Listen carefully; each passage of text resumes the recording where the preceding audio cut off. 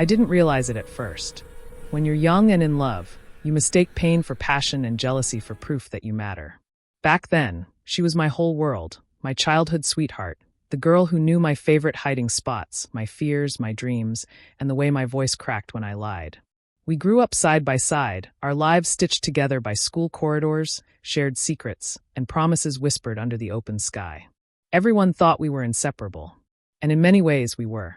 But what no one saw, what I didn't understand for far too long, was that she loved me most when I was hurting. It started small, almost innocent. A laugh that lingered too long when another guy complimented her. A casual mention of how someone else found her attractive. She would say it playfully, eyes shining, watching my reaction like it was a game. When I frowned, she smiled. When I went quiet, she leaned closer. When jealousy burned in my chest, she looked satisfied. At first, I thought it was normal. I thought she wanted reassurance, that she wanted to feel chosen. So I tried harder. I became more attentive, more protective, more desperate to prove that I was enough. And every time I did, she pushed the boundary a little further. "She's just a friend," she would say about some guy who clearly wanted more. "You're overthinking," she'd whisper when my instincts screamed otherwise. "Why are you so jealous?" "It's cute," she'd add, laughing softly. Cute. That word haunted me. She loved the way my jaw tightened when someone else stood too close to her. She loved how my mood changed when she posted pictures online and let other men shower her with attention. She loved knowing she had that power over me, that she could twist my emotions with a smile. And I let her. Because when you love someone deeply, you start believing that suffering is part of the deal. You convince yourself that if you endure enough, if you stay loyal enough, one day they'll stop testing you. One day, they'll choose peace over control. But she never wanted peace. She wanted fire. There was a night I still remember clearly. We were at a small gathering, nothing fancy.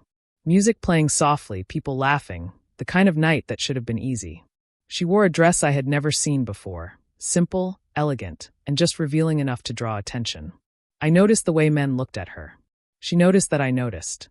She spent most of the evening talking to one guy in particular, standing too close, laughing too freely, touching his arm when she spoke. Every few minutes, she glanced at me, not to check if I was okay, but to see if I was burning. I was. My chest felt tight. My thoughts raced. 1,000 questions filled my mind, none of them answered. And when I finally pulled her aside and asked quietly, calmly, what was going on, she looked almost disappointed. "Why do you always do this?" she asked, rolling her eyes. "You're so dramatic." Dramatic. For feeling hurt. For caring. That night, I walked home alone. She didn't call.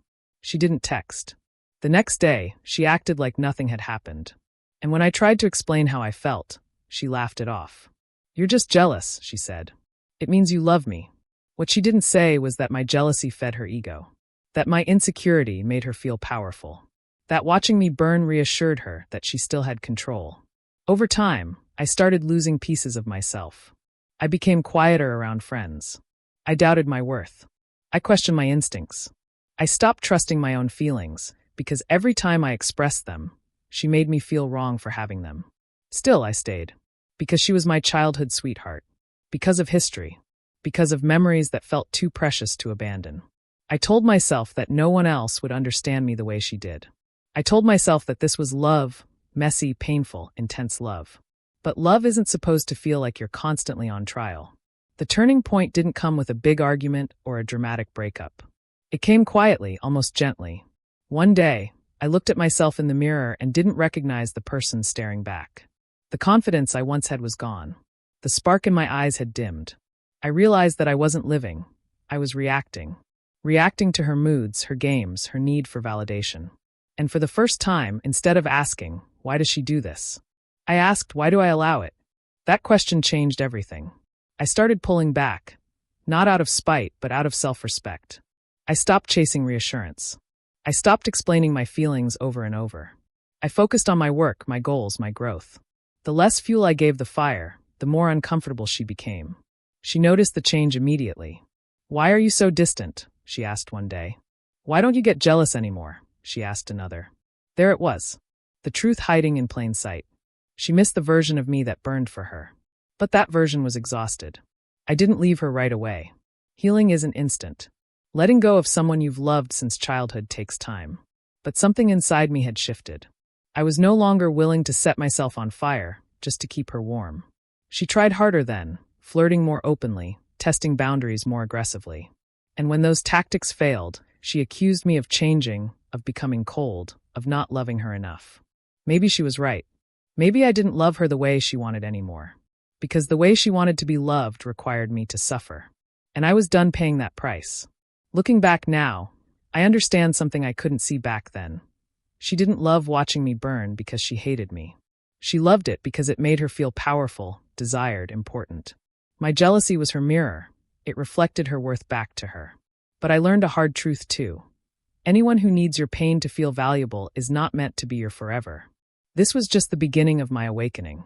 I didn't know it yet, but my life was already moving toward a different ending, one she never expected.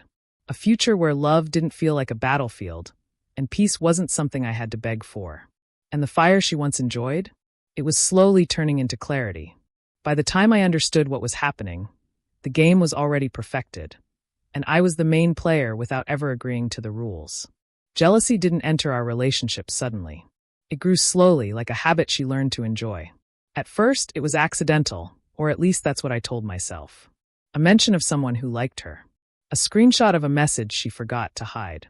A story told with just enough detail to spark questions, but never enough to give answers.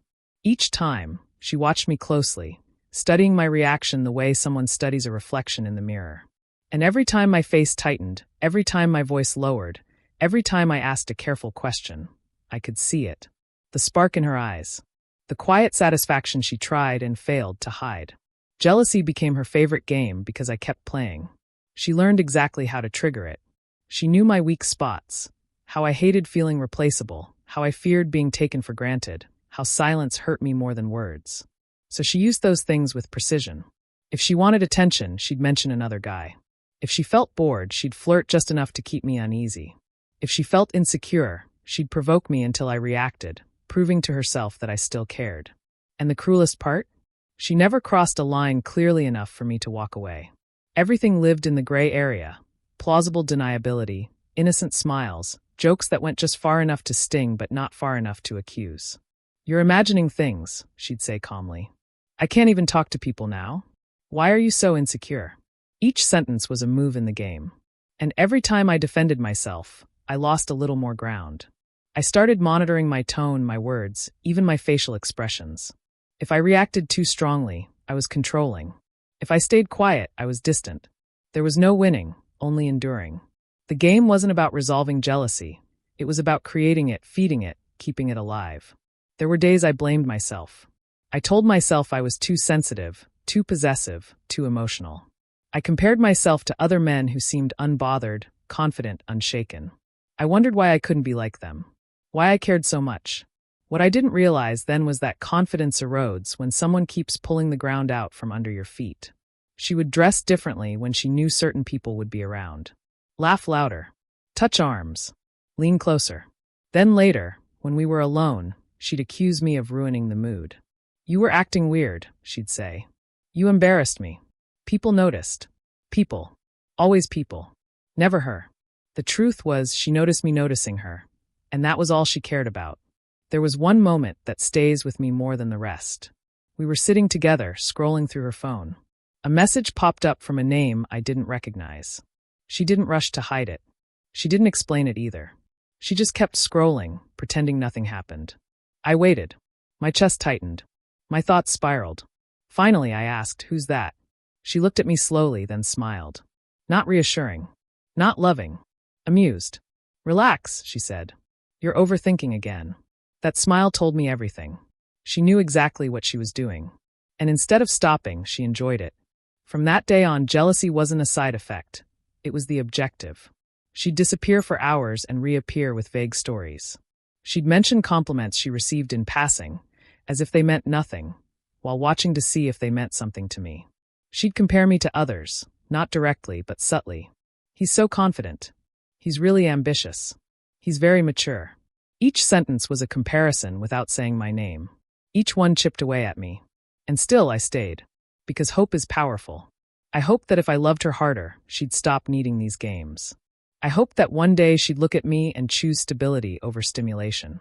I hoped that our history would outweigh her desire for attention. But jealousy had become her favorite game because it gave her something love didn't: control. Control over my emotions. Control over my focus. Control over my sense of worth. As long as I was jealous, she knew she mattered. As long as I was unsettled, she felt secure. What she didn't realize was that games like that always have an ending. Not because the player wins, but because the player gets tired. I began to feel drained all the time.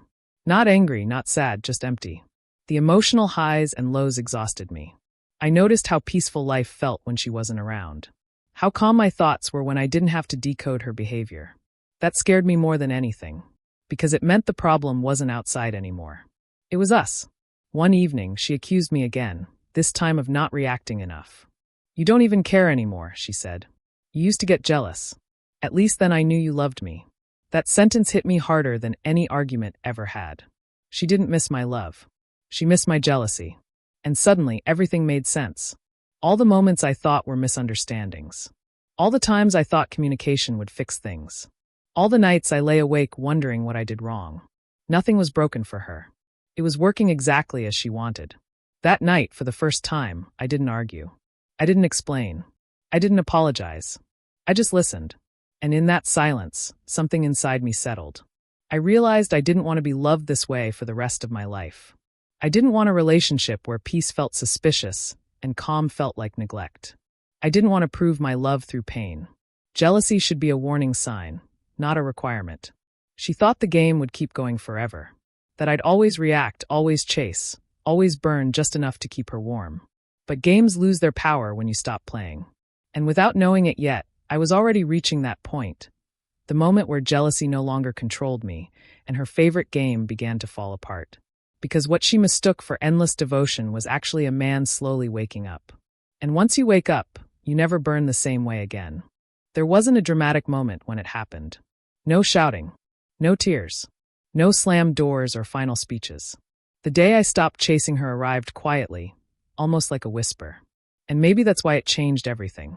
For years, chasing had been my role. I chased her attention, her reassurance, her approval.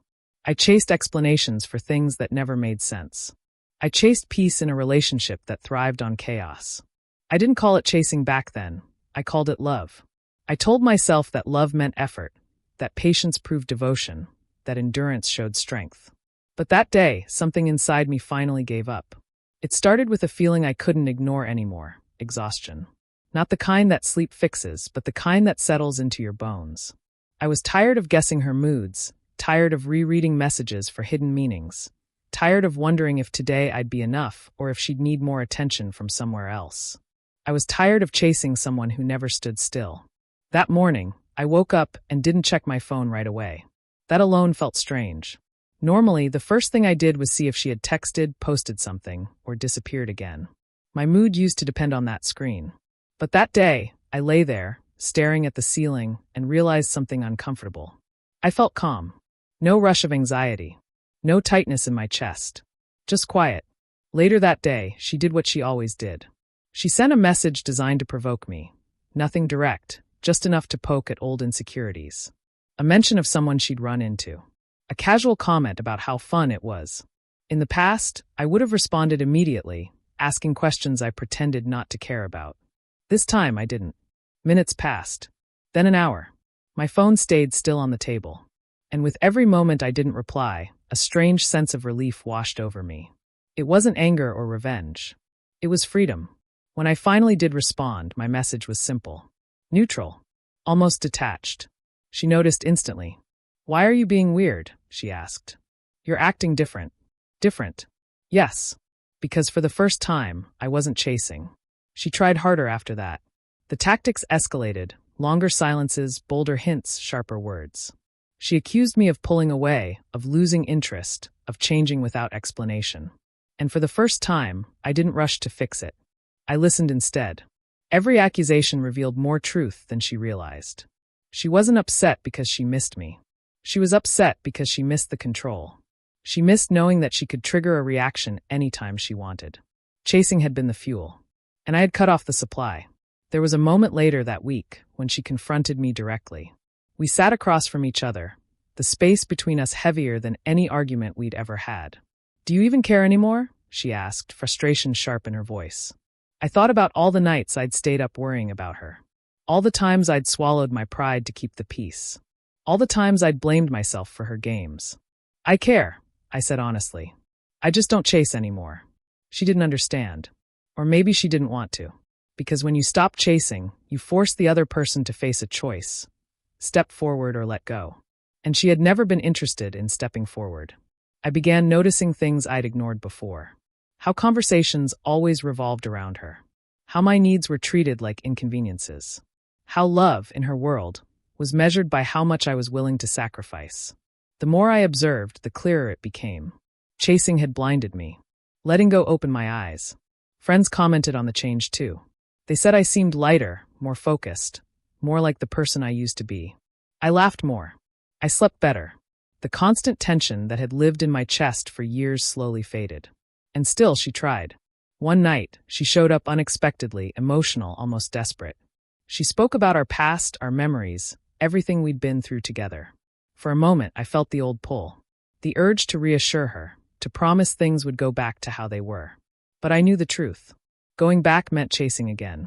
"I miss you," she said softly. "I miss how you used to care." I looked at her and realized she wasn't missing me. She was missing the version of me that abandoned himself for her comfort. "I still care," I said. "I just care about myself too now." That sentence felt like crossing a line I could never uncross. And I didn't want to. She left that night confused, maybe hurt.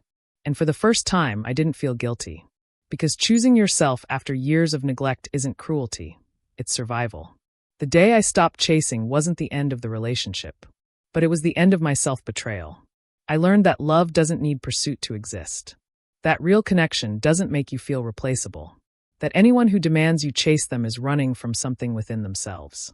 And as I stood there alone, in the quiet that once scared me, I understood something deeply. I didn't lose her when I stopped chasing. I found myself. That day didn't come with fireworks or applause. But it marked the moment my life began moving in a new direction. One where love wouldn't be earned through pain, and where my worth wouldn't depend on someone else's attention. And unknowingly, it was the day my future started rewriting itself. She didn't arrive like a storm. There were no sparks meant to impress, no dramatic entrance, no deliberate attempt to be noticed. She entered my life the way peace often does, quietly, almost unnoticed at first. And maybe that's why I didn't recognize her importance until much later. After I stopped chasing, my world felt strangely empty. Not lonely, just open. The chaos that once filled my days was gone, and in its place was silence. At first, that silence felt uncomfortable. I had grown so used to emotional noise that calm felt unfamiliar, even suspicious. But slowly, I began to appreciate it. That's when she appeared. Not as a replacement, not as a distraction, just present. We met through circumstances so ordinary they barely deserve explanation. No romantic setup, no meaningful coincidence. Just conversations that started naturally and ended too soon. She listened when I spoke. Not the way people pretend to listen, waiting for their turn to talk, but truly listened. She didn't interrupt. She didn't judge. She didn't look for weaknesses to use later. At first, I kept my distance. I didn't want another complicated connection. I didn't want another emotional puzzle. I had just learned how to breathe again, and I wasn't ready to risk that peace. So I stayed guarded, careful with my words, careful with my time. She never pushed. That was the first thing that felt different. Where my past had been filled with demands, prove this, explain that, react more, she asked for nothing. She didn't test me. She didn't provoke me. She didn't need reassurance at the cost of my peace. She simply showed up the same way every time. Consistent. Calm. Kind. We talked about simple things at first. Work. Books. Life. There was no urgency, no emotional pressure. And somewhere in those ordinary conversations, something extraordinary began to happen. I felt safe. Not excited in the nervous, unstable way I once mistook for love. Safe in a grounded, steady way. The kind of safety that lets you be quiet without feeling ignored.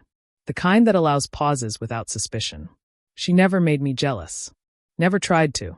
Never needed to. And because of that, I realized how exhausted I had been before. There was one moment that made everything clear to me. I was telling her a story, something personal, something I usually avoided sharing. Halfway through, I stopped myself, expecting the familiar reaction. Interruption, dismissal, turning it into a joke.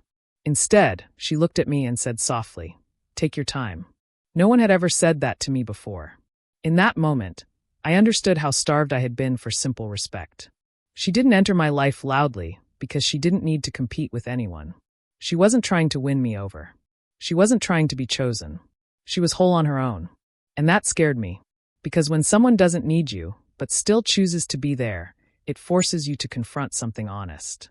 It forces you to ask yourself whether you're capable of receiving love without suffering for it. I found myself comparing, not intentionally, but inevitably. Not in her favor at first, but in disbelief. How could something feel this easy? Where was the tension? Where was the anxiety? Where was the fear of losing control? It felt unfamiliar, almost unreal.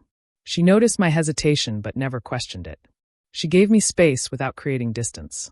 And in that balance, I slowly began lowering my guard. Time passed, and her presence became part of my routine. Not overwhelming, not consuming, just comforting. The kind of presence that doesn't demand attention but earns it naturally. One evening, I realized something unsettling. I hadn't thought about my childhood sweetheart all day. No anger, no resentment, no jealousy, just absence. And that absence didn't hurt. It surprised me how healing felt so subtle. There was no dramatic closure, no final confrontation. Just a gradual shift in focus. My energy stopped flowing backward and began moving forward. She, this new, quiet presence, never asked about my past unless I brought it up.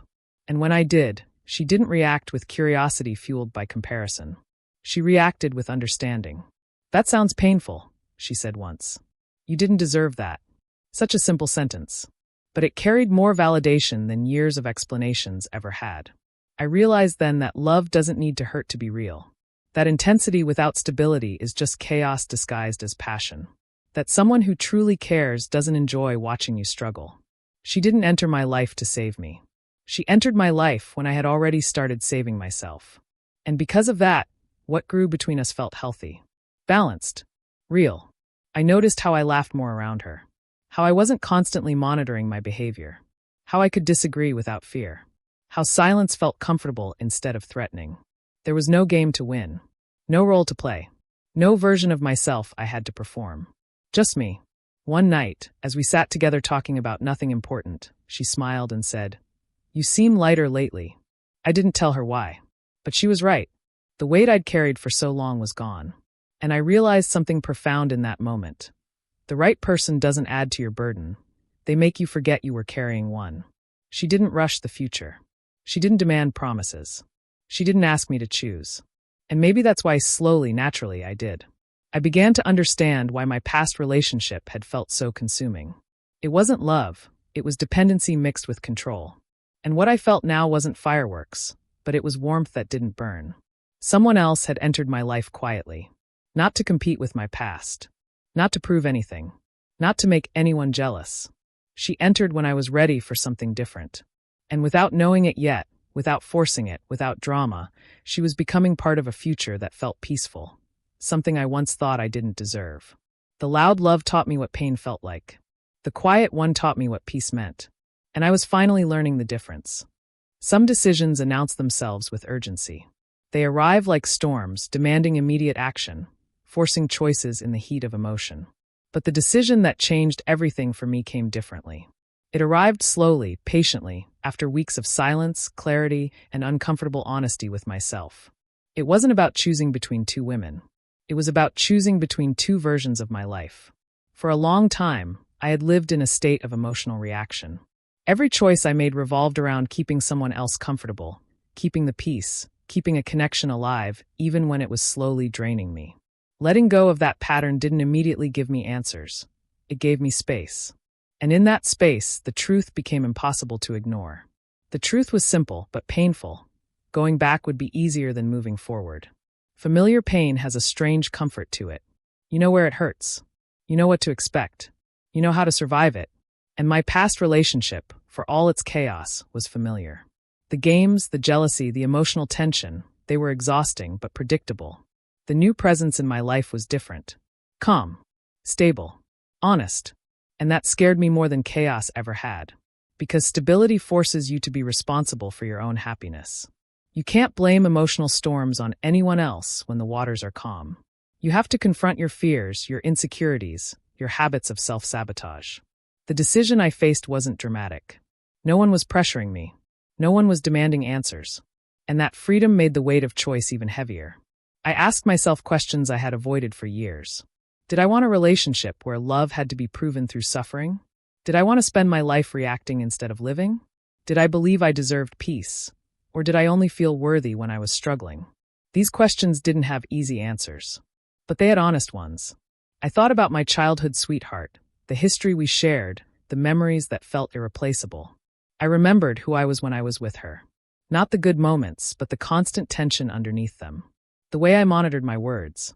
The way I questioned my instincts. The way I slowly became smaller to keep her comfortable. Then I thought about the woman who entered my life quietly. The way she respected my silence. The way she never tested my loyalty. The way she made space instead of taking it. The contrast was impossible to ignore. One evening, I found myself alone, reflecting on everything. Not scrolling through old messages. Not replaying arguments. Just thinking clearly for the first time in years. And that's when I realized something crucial. Love should not feel like a performance. With my past, I was always proving. Proving I cared. Proving I was loyal. Proving I was enough. And no matter how much I gave, it never felt complete. With the present, there was nothing to prove. I was accepted as I was. That realization hurt more than any argument ever had. Because it meant that the problem had never been my inability to love. It had been where I placed that love. The decision didn't come all at once. It formed slowly, like a picture coming into focus. I stopped responding to messages that pulled me backward. I stopped revisiting memories that no longer served me. I stopped hoping for apologies that were never going to come.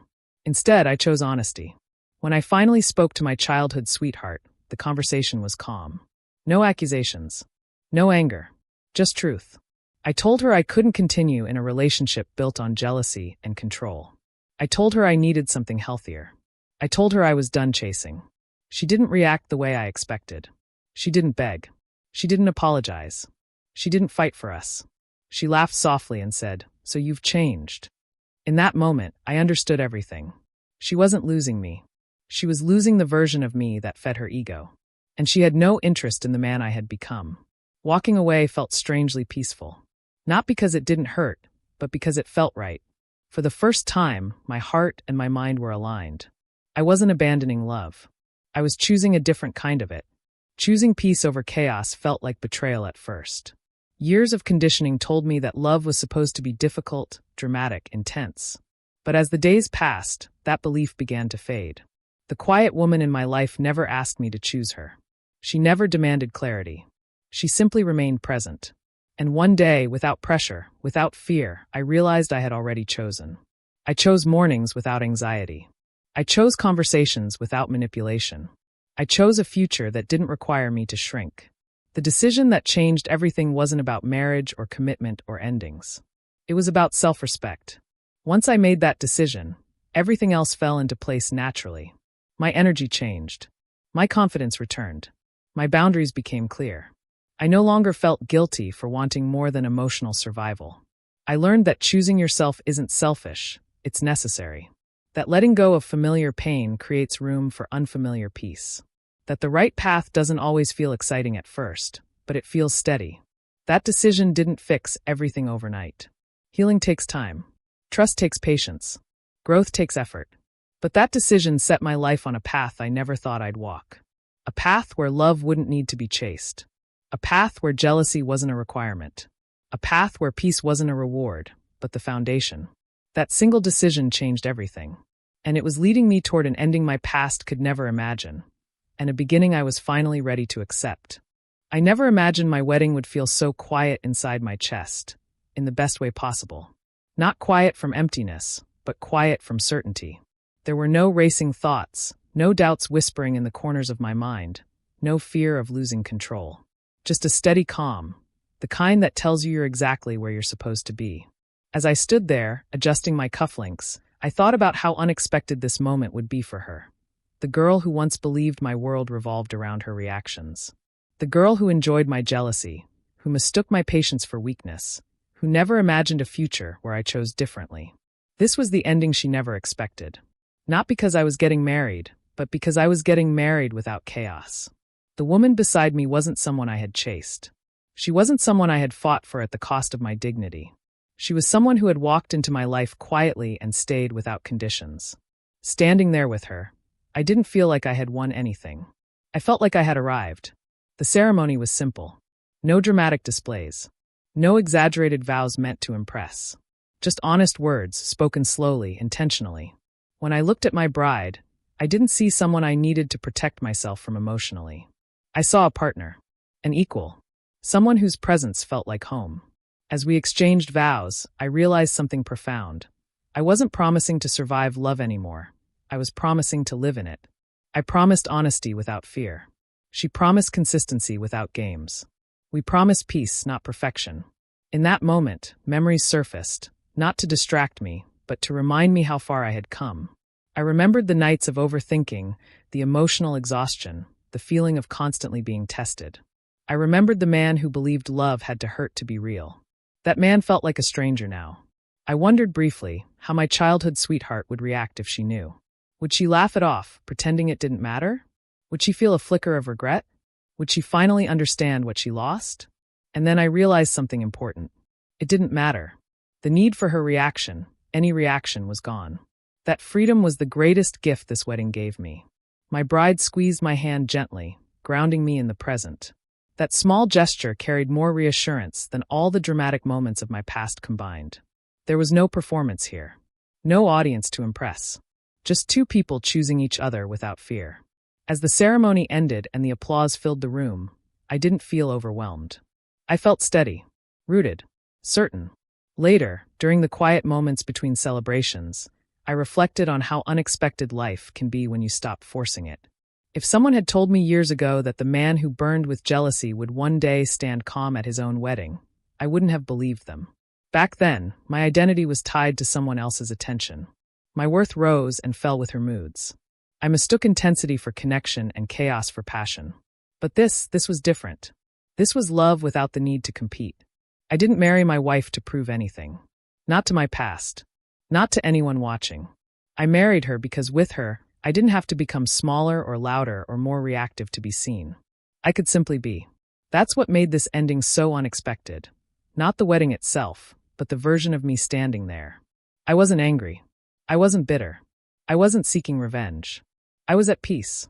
If my childhood sweetheart ever heard about this day, I imagined she'd be surprised, not because I moved on, but because I didn't look back. Because I didn't need closure from her to step into my future. Because the power she once had over me no longer existed. She taught me something without meaning to. She taught me what love is not. And for that, I no longer felt resentment, only clarity. As the night went on, laughter filled the space.